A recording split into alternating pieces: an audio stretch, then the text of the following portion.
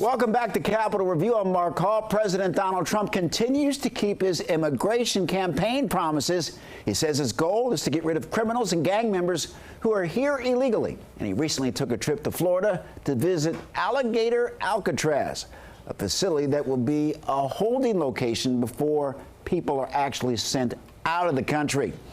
Joining us now is Dr. Omekongo Dibinga with Upstander International. He's also a political science professor at American University. Your thoughts on the president's visit to Alligator Alcatraz? Well, what's interesting is that people don't realize that he wanted to do this during his first term. He floated the idea of having an island where people can put these folks he wanted to deport and surrounded by alligators and the like. And he didn't get that the first term because he had more level-headed people with him. But now this is clear. This is what he wants to do. Not only is he going down there, did he go down there to do this, they're also selling merchandise. So Alligator Alcatraz merchandise. So the title came as a joke in the beginning, but now it's full-blown. And this is not how you're supposed to be treating migrants who are awaiting deportation hearings. They're not supposed to be placed in facilities like this, but this is part of his agenda. Give his base enough red meat and they won't pay attention to everything else that he's doing. So it's a distraction, but it's also an inhumane distraction for people in this country looking for possible opportunities to stay here. Some might say a $450 million distraction. That's the projected cost to run this facility each year. The president ran on cutting spending. That's right. But I guess he can justify this because this is part of his campaign promise. That's absolutely right. And when you look at the big ugly bill that's they're looking at funding support for ICE, that's going to have a bigger budget than the FBI. And so this is how deep he's going, because this is his one signature policy. This is the one thing that keeps the cycle of everything else that is going on in the news. We talk about different things here, but most places are just talking about his immigration enforcement policies because he knows that it keeps his people not talking about the tariffs, not talking about so many other things that are going on in his administration. But this $450 million, as long as he says, well, we're helping with waste, fraud, and abuse, many people will give him whatever they want. This is the waste, fraud, and abuse, particularly abuse. ICE raids continue nationwide, targeting black people because Haitians have lost protections. Talk about that. That's not talked about that much. Yeah, well, fortunately, we had a judge yesterday came out to block this, but at some point that block is going to expire.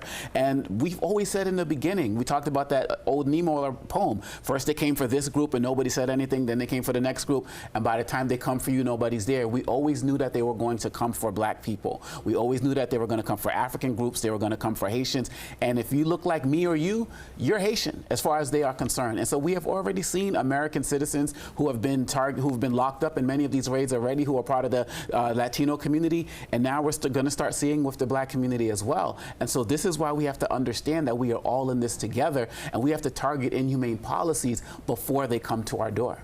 President Trump also releasing MS-13 members who he said or he once called terrorists, just to help in the prosecution of Kilmore Abrego Garcia. Your thoughts on that?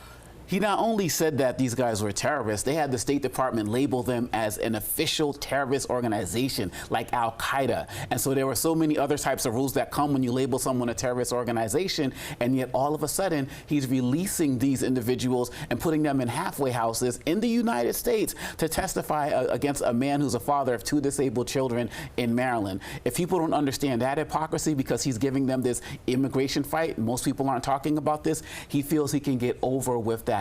But how do you have a terrorist organization and now you're letting members free to go against a man who was just working in front of an Home Depot? It's cruel, but it's also hypocrisy that also needs to be called out. People talk about white rage, especially in the rural communities. You mentioned earlier that President Trump uses immigration as a distraction.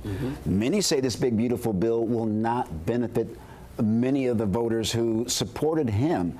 Is that really a part of his strategy, is to, again, make folks feel happy because he's attacking maybe people that they don't like, but in essence, they're not going to benefit from his policies? Well, as Lyndon Johnson told the late, great Bill Moyers, if you can give them to look give them someone to look down on, they'll empty their pockets for you. So that's what we're seeing right now. It's not only that it's not going to benefit people in rural areas, it's going to harm them significantly when they're losing their Medicaid, when they're losing access to their health benefits, when the rural hospitals close, which means that that's also going to lead to an unemployment crisis. So we could run down the list of the things that he's doing to actually harm his base, but ultimately he never cared about them in the first place. We knew that in this work that we're doing, but many of them, they watch certain networks that are so-called news networks, and they believe what they're being felt, but now they're about to feel it really hard, and I'm interested to see what they're going to do about it. Dr. Dibinga, thank you so very much for joining us. Thank you.